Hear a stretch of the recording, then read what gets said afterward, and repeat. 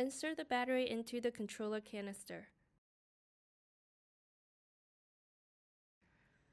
Move the battery latch up to secure the battery.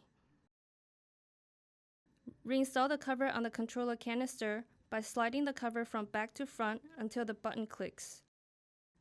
Turn the controller canister over.